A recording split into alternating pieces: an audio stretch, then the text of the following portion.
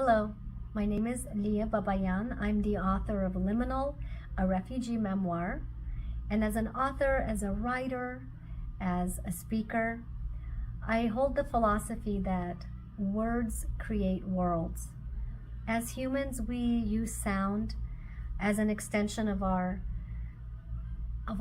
essence, of our being, to express our authentic intentions into the world.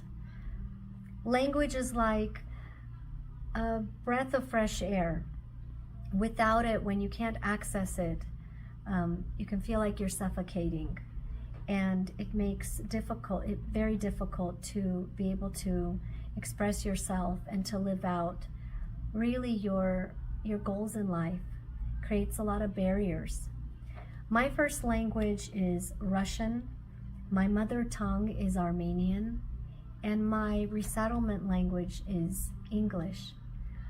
My first language, Russian, has the imprint of colonialism and also has the residue of colonialism, because even when the Soviet Union collapsed, because it was the administrative language and because we were forced to learn it and suppress our native tongue, to suppress our mother tongue, Armenian, it's a language that ended up framing my childhood, my relationships, my learning, my voice in my head. It's the language I'll hear in my dreams. And to me, having a colonial language become your first language forces upon you an identity that you have no control over. I'm very proud that I can speak Russian and understand Russian, and my children also now are trilingual and know Russian.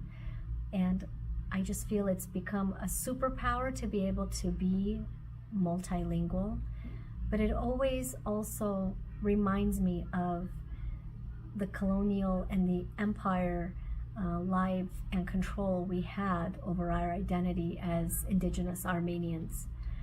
When I started learning English, I paid attention to how people treated my parents because of their heavy accents. And it made me really strive to work on my accent, and hiring even a coach to help me work my accent through, because it was something I feared would become a barrier.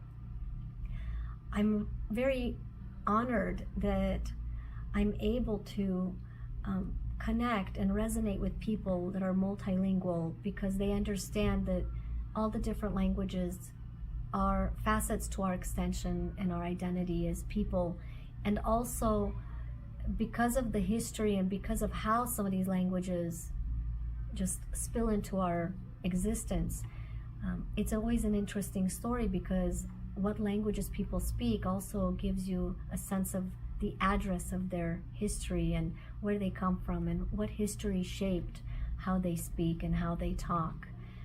I think that for English learners, conversational English is the first aim, but it can also be very intimidating when you're illiterate and don't have the full grasp of a language. For me, as a writer, as a speaker, writing and reading was always so intimidating, and still very much is. And also, language has this blurred lines of, when do you feel safe speaking them, or are you signaling yourself as a foreigner, or what's the sentiment around a certain country or situation in the world, for example currently with Russia, and do I speak it? Do I signal myself as a native Russian speaker, or do I self-suppress then and code shift into a safer language? And that's something I think newcomers, foreigners, multi-language speaking people at the back of their mind always balance, and not only as a tool but also a survival mechanism. Language is an extension of not only our identity but a tool to our survival and to our healing.